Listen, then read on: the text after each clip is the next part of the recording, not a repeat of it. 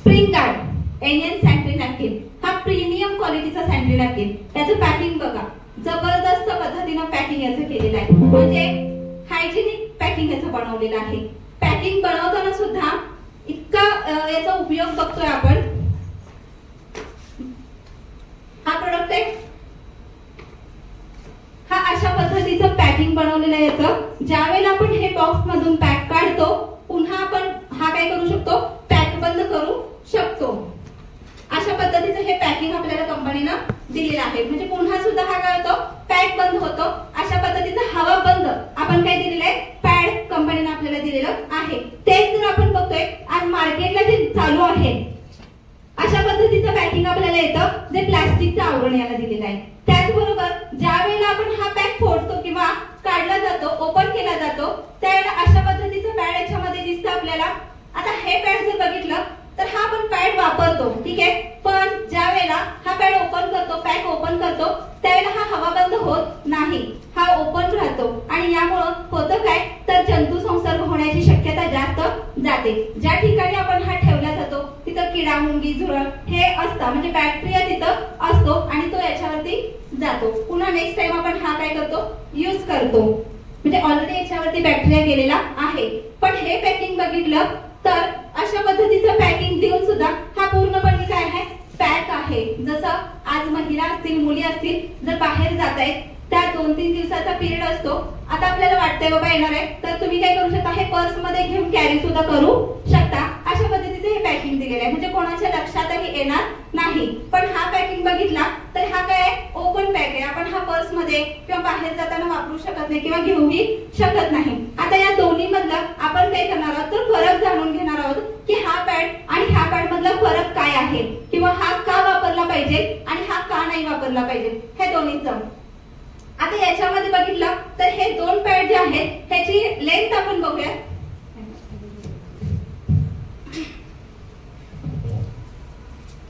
हे पॅड आपण बघतोय, हा पॅड जर बघितला तर याची लेंथ बघा, पूर्णपणे काय एक्स्ट्रा लार्ज आपण रेंज दिलेली आहे याची. पूर्णपणे पॅक प्रोडक्ट आहे. ज्या वेळेला आपण यूज करणार आहोत त्याच वेळेला आपण काय करणार आहोत, ओपन करणार आहोत, म्हणजे कुठल्याही बॅक्टेरियाचा संपर्क याच्याशी आलेला नाही आहे. अशा पद्धतीचं आपल्याला हे सॅनिटरी पॅड बघायला मिळतं. याच बरोबर हा मार्केटचा प्रोडक्ट बघतोय आपण, याची लेंथ पण खूप कमी आहे आणि लार्जनेस पण खूप कमी आहे. त्याचबरोबर याच्यामध्ये आपल्याला दिसताना एक निळा कलर दिसतो, रंग दिसतोय.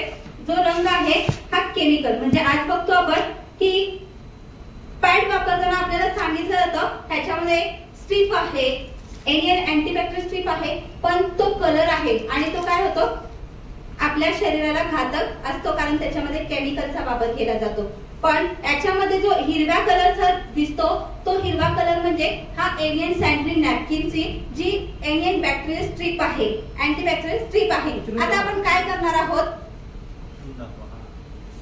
यामधला जो हा हिरव्या कलरचा जो भाग दिसतोय हा आहे अँटीबॅक्टेरियल एनियन स्ट्रीप आहे आणि याच्यामध्ये जो निळा रंग दिसतोय हा कलर आहे, ह्याच्यामध्ये केमिकलचा वापर केलेला असतो. तर आता ह्या दोन्ही मध्ये आपण काय करणार आहोत, तर याची ऑब्झर्व कॅपॅसिटी आपण चेक करणार आहोत. म्हणजे जसं की आज महिला दिवसभर बाहेर जातात, प्रवासाला जात असतात किंवा कामानिमित्त बाहेर ऑफिसला जात असतात. मग अशा वेळेला महिलांचं इंटेन्शन काय असतं की त्याचं ऑब्झर्व कॅपॅसिटी त्याची चांगली असावी. तर आपण काय करणार आहोत, दोन्ही मधला फरक जाणून घेणार आहोत की दोन्ही पॅड मध्ये ऑब्झर्व कॅपॅसिटी किती आहे. आता सुरुवातीला मी काय करत आहे, आपला स्प्रिंग गार्ड जो आहे त्या स्प्रिंग गार्ड मध्ये मी 60 ml चं पाणी आहे, लिक्विड आहे, हे मी सोडत आहे. आता सरासरी आपण महिलांच्या मध्ये बघतो जी ब्लॅडिंगचं प्रमाण असतं पिरियडच्या काळामध्ये, तो जास्तीत जास्त बघितला तर 50 ते 60 ml हा दिवसाचा असतो. पहिल्या 3 दिवसाचा जो पिरियडचा जो लेंथ असते ती सरासरी किती असते, 40 ते 50 किंवा 60 ml पर्यंत असते, त्याच्यापेक्षा जास्त नसते. आता आपण काय करतोय, तर दुसरं 60 ml चं लिक्विड आपण घेतलेलं आहे आणि हे लिक्विड आपण मार्केटच्या प्रोडक्ट मध्ये सोडत आहोत. दोन्हीमध्ये आपण काय केलेलं आहे 60-60 ml चा आपण लिक्विड याच्यामध्ये टाकलेलं आहे आणि आता आपण बघणार आहोत की दोन्ही मधली ऑब्झर्व कॅपॅसिटी कोणत्या प्रोडक्ट मध्ये जास्त ठेवलेली आहे।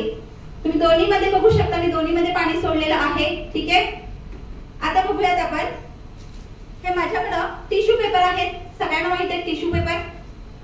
मी दोन्ही वरती हे टिश्यू पेपर ठेवत आहे, स्प्रिंग गार्ड वरती ठेवला, त्याचबरोबर जो अदर कंपनीचा प्रोडक्ट आहे याच्यावरतीही ठेवला। बघू शकता आपल्या स्प्रिंग गार्ड वरती जो मी टिश्यू पेपर ठेवलेला आहे हा कोरडा आहे, सुकलेला आहे। मार्केटचा प्रोडक्ट बघताय त्याच्यामधला जो लिक्विड आहे तो काय होतोय स्प्रेड होतोय, बाहेर पडतोय आणि पूर्णपणे काय झालेला आहे हा टिश्यू सुद्धा ओला झालेला आहे। पण हा बघा पूर्ण काय आहे कोरडा आहे।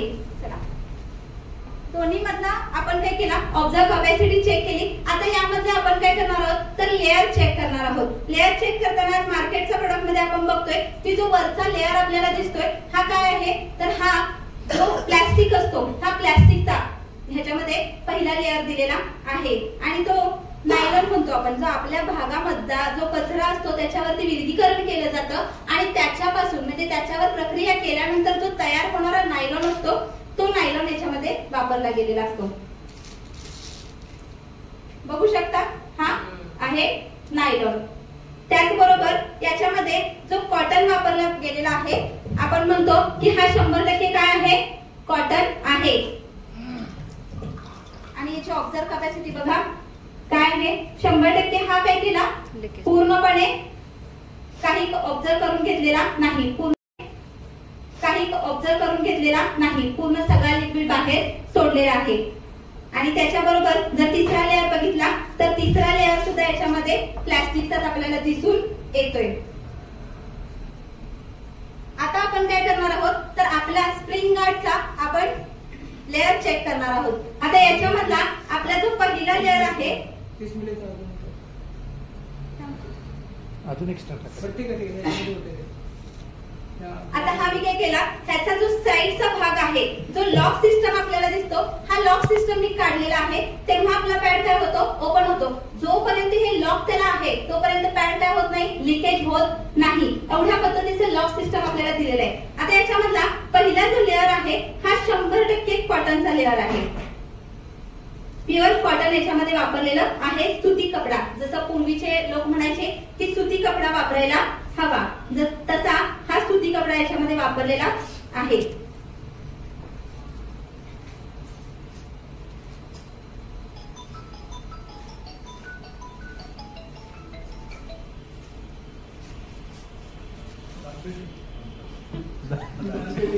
दानपेटी आता हा आहे 100% काय आहे कॉटनचा कपडा आहे। हा बघू शकता पूर्णपणे ड्राय आहे, कोरडा आहे, म्हणजे त्या महिलेचं जे इंटेन्शन आहे हे इथं पूर्ण होतं। त्याचबरोबर ही अँटीबॅक्टेरियल स्ट्रिप खूप महत्वाचा भाग आहे।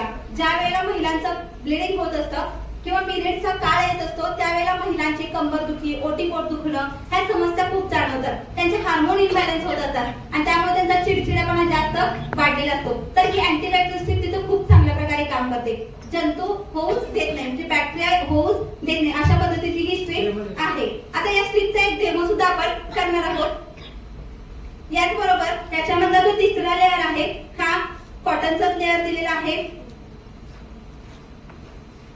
त्यानंतरचा हा जो चौथा लेअर आहे हा आपला टिश्यू पेपर आहे। हा टिश्यू पेपर काय काम करतो तर ऑब्झर्व करून आपला जो महत्वाचा जो पाचवा भाग आहे त्याच्यामध्ये सोडायचं काम करत असतो आणि तो पाचवा भाग म्हणजे हा आहे फ्रूट जेली, जी वनस्पतीच्या फळांपासून बनवलेली जेली आहे। आता ही जेली जर बघितली तर काय 100% वनस्पतीपासून बनवलेली जेली आहे। आता याची ऑब्झर्व कॅपॅसिटी आपल्याला जर चेक करायची झाली तर यामध्ये पाणी सोडलेलं आहे। सरासरी आपला डेमो हा 120 ml चा असतो। मी 60 ml पहिल्यांदा याच्यामध्ये टाकलेला आहे आणि दुसरा हा जो जेली आहे हा जेली मी पूर्ण याच्यामध्ये टाकते। सरासरी हा 100 ml पाणी याच्यामध्ये होतं आणि त्यामध्ये मी पूर्ण जेली टाकलेली आहे। त्याच्यानंतरचा सहावा भाग हा टिश्यू पेपर, पुन्हा 7वा भाग 100% कॉटनचा दिलेला आहे.